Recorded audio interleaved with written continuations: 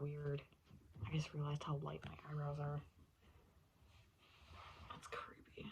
I'm trying not to maybe put like too much foundation over my eyebrows. That'll be my still probably now for this video. So I think today is Vlogmas Day 7. I've been officially doing it for a week. Yeah, so today is just another day of house or apartment searching.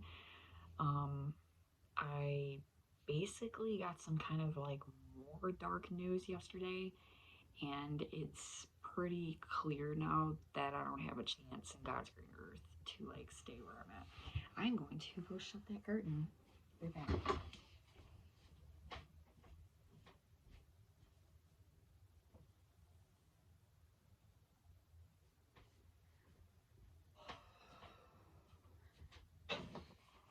Anyways, I don't have a chance in God's green earth to stay where we're at. They're being way too picky, and they're being very critical about the situation. So, and I also found out that I had violations on my lease that I wasn't even aware of from about 3.5 years ago. They just popped them on there and didn't notify me of it. They didn't even let me know. I do not have any of these violations. The receipts, the copies in my apartment file. I keep everything. Like I have a whole entire file box where I have like files on different things, you know, apartment stuff, medical things. And in my file for this apartment, I do not have a violation for one of them, which they named. Basically, everything's my word against theirs, and it doesn't look like it's going to be much of a win-win in my side. With that being said, I'm not looking forward to 2023. It's going to probably be, right now, I mean, it's already started. We only have 3 weeks left of this year. And I usually around this time, I start thinking about doing my New Year's video where I talk about what I've learned and everything. And I was going to do that today because it is Vlogmas Day 7 and I really don't have anything else to talk about. So the sad part is that I really didn't want my, you know, my Vlogmas to be like this. And also I didn't want, I don't really know how to start out this, you know, learning or whatever you want to call it of 2022. 2022 for me was kind of confusing. It was a roller coaster of emotions. It was very up and down for my family, and it was like that for pretty much everybody I know. Everybody that I talked to, everybody that I was around, they all had their story. Everybody said the same thing. 2022 sucked. It was no different for my family. 2022 was full of health problems, financial problems, family issues, even like car problems. Every single problem that you could have happened in 2022. It was from the very start of 2022 to the very end. I remember in the beginning of this year, it was the beginning of 22, I was watching a video of Cardi B, and she was talking about how sometimes things start off bad, but then they end good. And I kept saying to myself throughout the year, I kept like playing this saying in my head, and I was like, okay, well maybe that's, you know, how it'll be. And I've heard of that, like I've heard of people saying things like that, and usually that's sometimes what happens, you know, like it'll start bad but it'll end good. And yeah, mine started bad and it's ending bad. The whole entire year was just nonstop letdowns. The beginning of this year in January of 22 and kind of all the way until about March of 22, we were fighting for an apartment that was probably about 3 counties away from us. We were trying to move completely out of county, and we were trying to move to a better environment out in the country. And through no fault of our own, and through anything that we had done, we completely lost the apartment. There wasn't any like a direct answer why. It wasn't even clear. She basically just said that it was previous landlords and things, and I've only had 2 landlords in my life, so I contacted both of them. Both the landlords said they had no idea what this apartment complex was. They never got contacted by them. They didn't know what I was talking about. And I know for a fact that wasn't true because I was a very good tenant in both of the places that I lived at and currently live at. So me and my husband just kind of came down to the fact that it was because of our son. We think that she discriminated against our son because he has a disability, and she just wrote us off and she moved on to the next tenant. So that happened.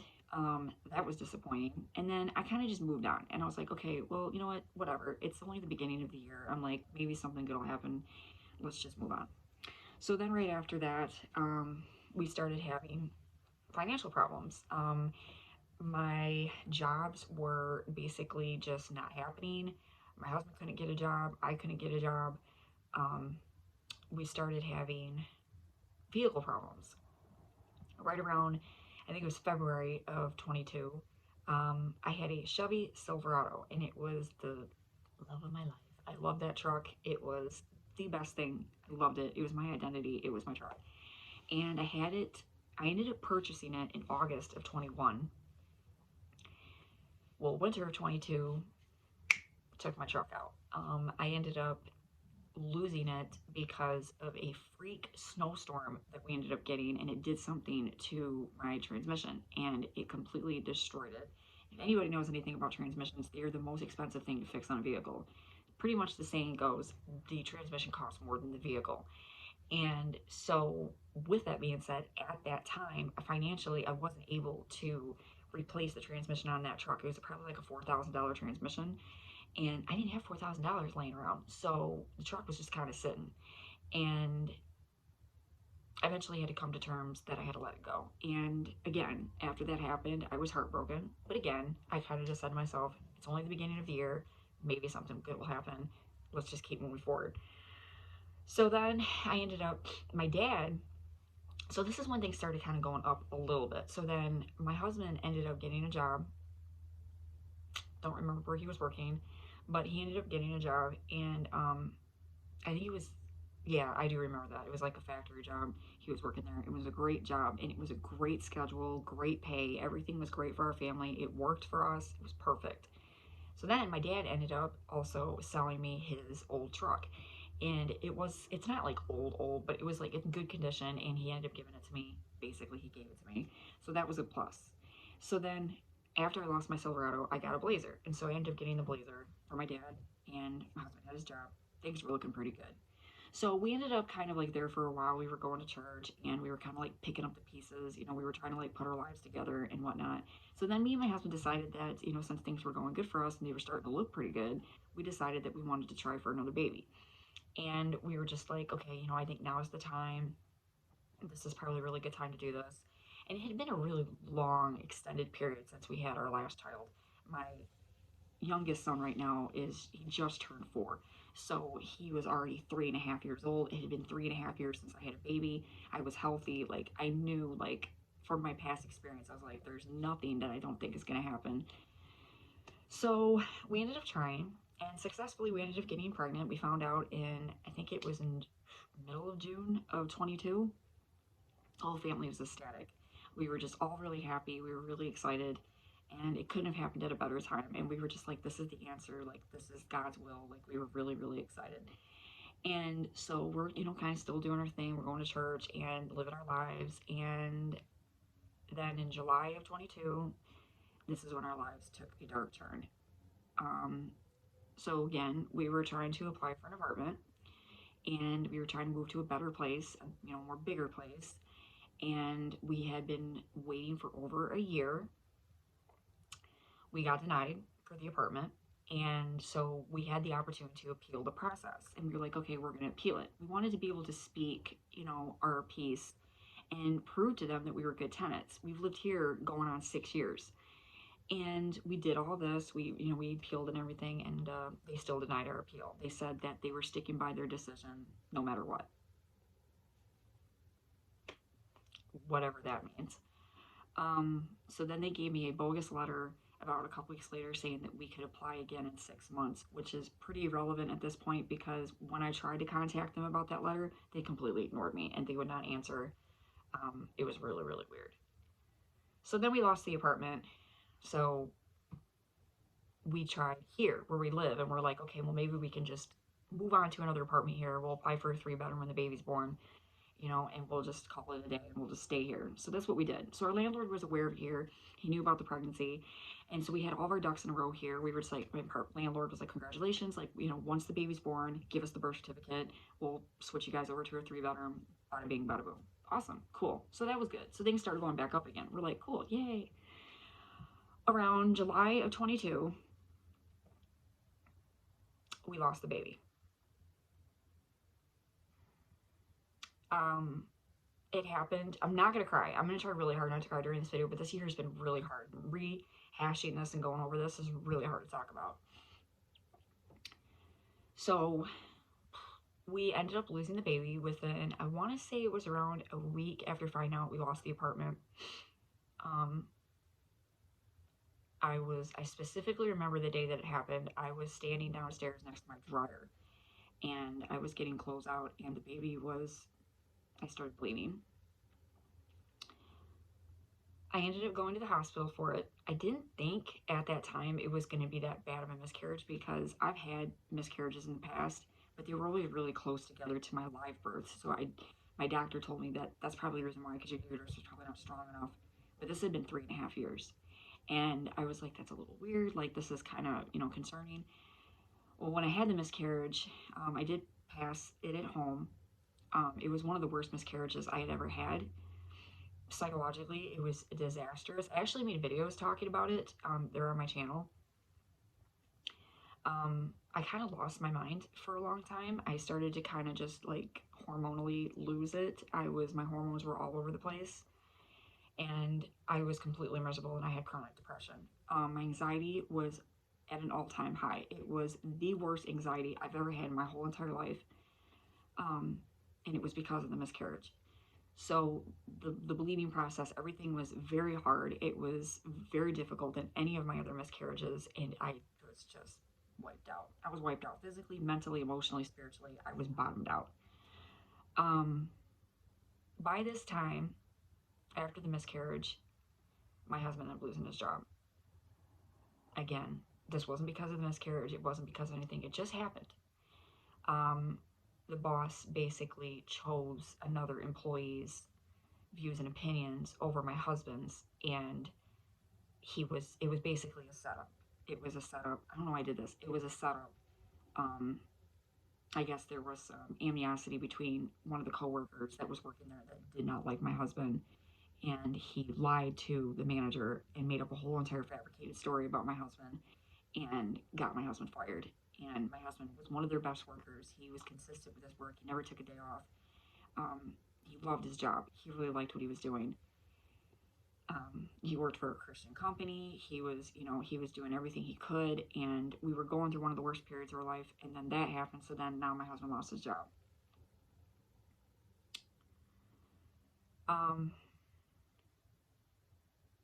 July of this year is when everything kind of just stayed in the dark.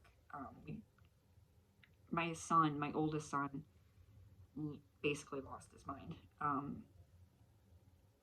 He cracked under the pressure. He couldn't deal with the change. My oldest son, he has autism, and he also has conduct disorder, ADHD, DMDD, and ODD, and an unspecified behavior problem. And with all these behavior problems combined, he cracked, and he couldn't control his mind anymore. He started hallucinating. He was saying things that weren't making any sense. He was threatening to kill me and my husband and my son, my youngest son, my daughter.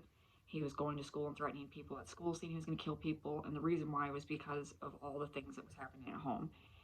Losing his younger brother or sister, that he had hopes for.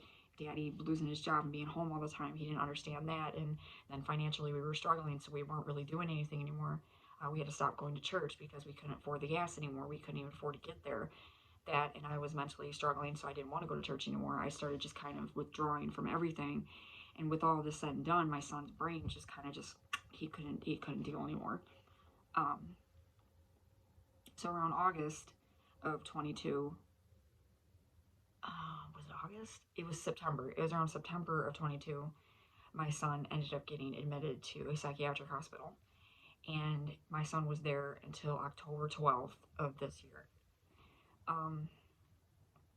That was a really weird time for us. It was hard emotionally on us. It was very it was very distressful because we hadn't been in this situation before. We've never had our son, any of our kids, away from us for more than like 2 days. So he was gone for a maximum of 4.5 weeks. He was just out of our house. and we didn't really have a lot of communication when he came to the hospital. We didn't really know what was going on with him, and we didn't know what they were doing. It was really weird. And so um, at this time, basically, my husband and I were still searching for jobs, and then we were kind of focusing on our 4-year-old. We were kind of thinking of what we were going to do next, and we were just kind of like, after we're trying to evaluate everything after everything that had happened this past year. And so finally, um, I'm trying to think if my husband or me got a job in this time. I don't. Oh yeah, so in this time, in July, it was around July or August, I ended up getting a job, and I ended up getting a job at a local, wasn't local, it was out of town, hotel. I was getting paid really good money. It was really, really easy work, super easy. I knew exactly what I was doing, um, and it was good. So right around this time, it was around July or August. I forgot to put this in there too. So this was before my son lost his mind and before he ended up going to the psych ward. I'm at work one day and I'm doing my stuff, working or whatever, and I get a phone call from my gynecologist. And she tells me in the middle of my shift that I basically needed to get surgery because I had cervical dysplasia and that I was now at a very high chance. I didn't have cervical cancer, they said, but I was at a very high chance of getting it down the road. And they wanted to do the surgery. They wanted to do this procedure. I'm at work, mind you. I'm in the middle of my shift. I have no idea what's going on. I don't even know what she's talking about. I don't understand anything. This came out of the blue, like nowhere. I fell apart right there at work. Now I can't think about anything about my life. I'm thinking about the next 5 years of my life. I'm thinking about my kids. I'm thinking about everything. And I'm just, so first I get told that I had a miscarriage in July, lost the baby. In August, I find out I have cervical dysplasia and all these other problems. And that's probably the reason why I had the miscarriage. So now they're telling me basically I can't have kids anymore. So my dreams to have another baby is just gone. Um, so now that chapter of my life is closed completely, and also now I'm facing the possibility of 5 to 6 years down the road, you're going to be having cervical cancer unless you get this procedure. But still, you still could get other problems as well because now you have HPV, and it's basically deteriorating my body on the inside, and there's nothing they can do to stop it. All this is going through my mind while I'm at work. I'm at work. I just started this job, and I'm just like trying to keep myself going. Well, as time passed, I couldn't do it anymore. I started to mentally fall apart. I was having high anxiety at work. I couldn't do my job. I was falling apart at work. I literally wasn't finishing my rooms. I wasn't doing anything. I was just walking out. And finally, it just came to a point where I couldn't do it anymore. And this is around the time my son, my oldest son, started to fall apart as well. And I had to focus on him too. And I couldn't be at work. So there went the job. So now I lost my job. And then I have this. And now my son also in September, that's when he got admitted to the psychiatric hospital. So then my husband, he starts looking for a job and he's starting to look around. But at the same time, he can't find nothing. Nobody will hire him, not a single soul. He even started going to temp agencies, and all of the temp agencies are telling him no. They're all saying that they will not take him, they will not see him anymore. Everything is just going down the hill. We're going deeper and deeper into this hole. So around October, finally, on October 12th, our son, our oldest son, gets discharged, and we end up throwing this welcome home party for him. Everything's great. We're so excited to have him back home. We're so happy to see him. And we're starting to think maybe things are going to start to go back to normal. Things are going to start to pick up. Well, meanwhile, I still have this surgery that's looming in the background. And also, my husband still can't get a job. So my son comes home, and I noticed automatically something's wrong with him. Something's not right. He wasn't well at all. He was not ready to come home.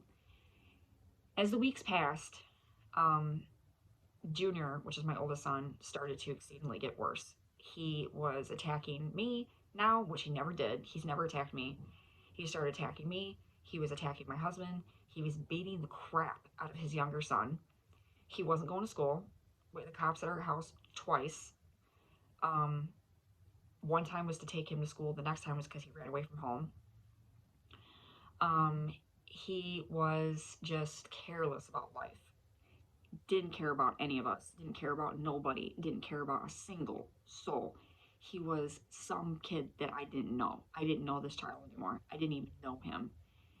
I realized that something's not right. And so then while this is all going on, I'm still trying to get this procedure done. I'm still trying to figure it all out. I'm freaking out, what not.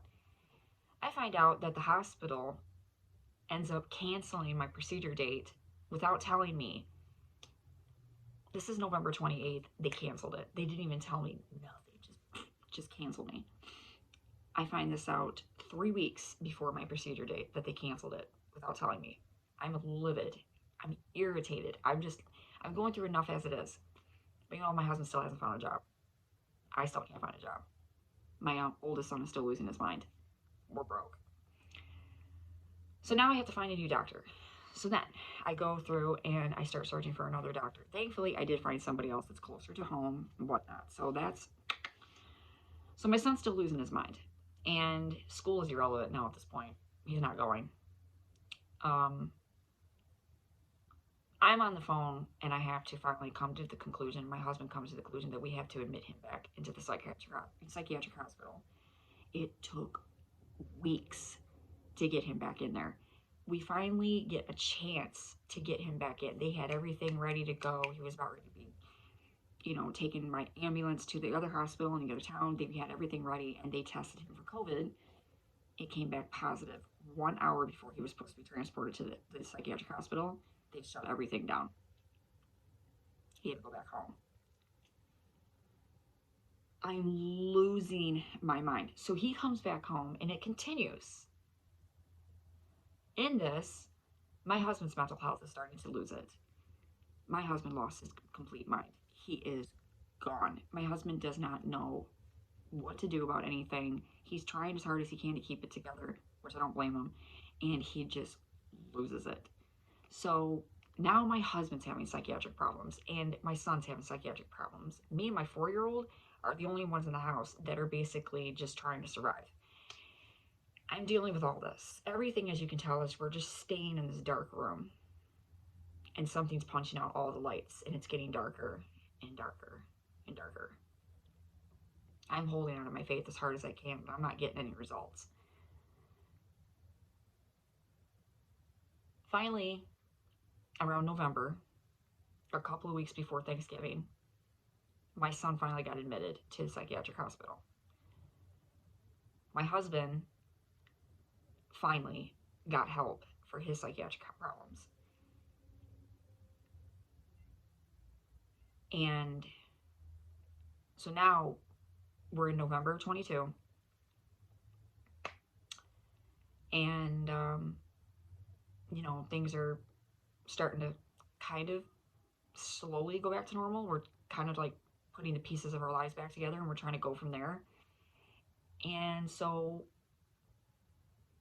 I'm trying to think here real quick how this happened. So anyways, I had to go see this new doctor and I go and I see him. Well, anyways, I had a consultation with him one day just for us to get to know each other, just to get to know who we are and whatnot.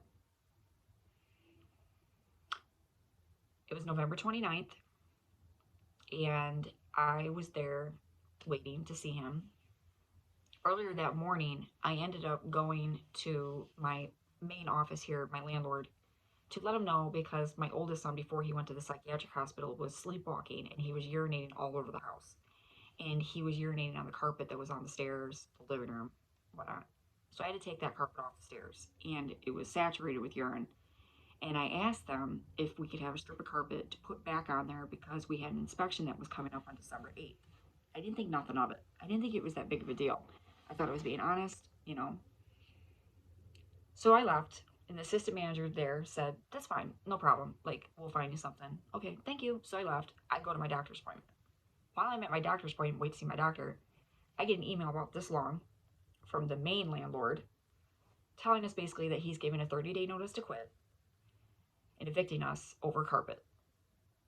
That we were damaging, and I can do this, damaging the apartment. I have a complete meltdown in the hallway of the hospital, just crying my eyes out because I'm not only facing a procedure right now that could potentially be dangerous, I'm now also facing eviction. We're getting darker and darker and darker. At this point, my faith is basically like, I go home, and that's when the hell began. So then, in the midst of all this, the day before, my husband ends up getting a job. My husband finally receives a job. And then that happened. So 22 basically has been a give, but we're going to take this away. And it's been like this the whole entire year, and it has not stopped. It hasn't been, it's basically just went like this, and then it went and dropped off. Me and my husband are jaded. My husband right now is working, but he's very paranoid. He's very scared. We're always looking over our shoulders. We don't know what's going to happen next. We're both always waiting for the shoe to drop. We're still searching for a place to live, and that has been something that has been darker and darker and darker. It's been really kind of weird, actually, how it keeps happening. We got a house, and within a matter of a couple of days, the landlord's father gave it away to somebody else and didn't tell us. And we were ready to go. We had the money. We had all our ducks in a row, and gone. Every single house I've looked at, every single apartment I've looked at, every landlord I've talked to has either given me an excuse, lied to me, or they have such regulations that are a mile long that they're impossible to get through.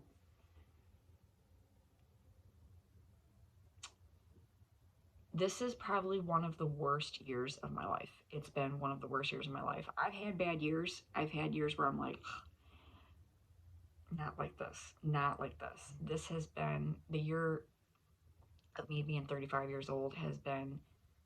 35 was one of the worst years of my life. It has been nothing but hell. It's been nothing but turmoil.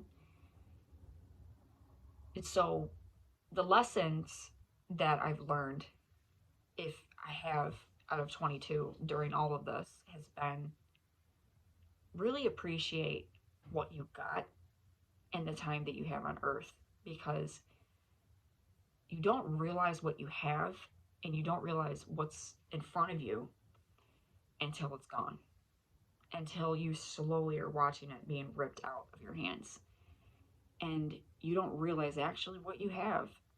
You really don't until it's gone. I've learned that I've not understood the definition of gratefulness. I've not understood the definition of appreciation at all. But this year showed me what that definition meant through hard times. And that when you have something, no matter what it is, whether it be a house or your health or your kids or a job or whatever it is that you have, that is something that was given to you. That was something that it's special because it's yours, and it's something that nobody else has, and there's somebody else that doesn't have that. That's gratefulness. That's something that you need to respect. And also I learned about that you cannot continually disrespect life and think that life's not going to come back and punch you in the face, that it's not going to come back and really show you what's up. I have been ungrateful for a long time. I've never really stopped and looked at my life in the past 5 years. I've never really stopped and looked at what God has given me in the past 5 or 6 years. But this past year, showed me what I had.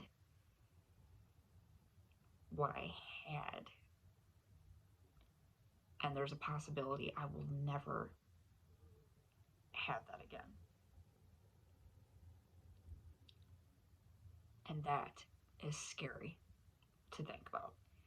But that's how life is. That if you continue to disrespect life, and you continue to disrespect your own life, or be ungrateful, that eventually one day it's going to be taken away because you don't deserve it. Somebody else out there does. Somebody else out there really does. You don't. And you need to learn the hard way. And that's what life is teaching me right now, that I don't deserve what I have right now. I don't. I don't deserve any of this. I don't deserve my children. I don't deserve my husband. I don't deserve anything because of the stupid things that I've done in my life. And now the only thing that I can do is rebuild and take the lesson for what it is and hold on to that and remember this lesson. So that's basically my summary of 2022. It's a super duper long video, but they usually are. A year I will never forget. And I don't wish it upon my worst enemy. So that is the word, gratefulness, for 2022. And it is a word that I really understand the definition of now. Other than that, this video is done. So this is Vlogmas Day 7. And I just wanted to make this video like I always do for the end of the year. Peace out, you guys.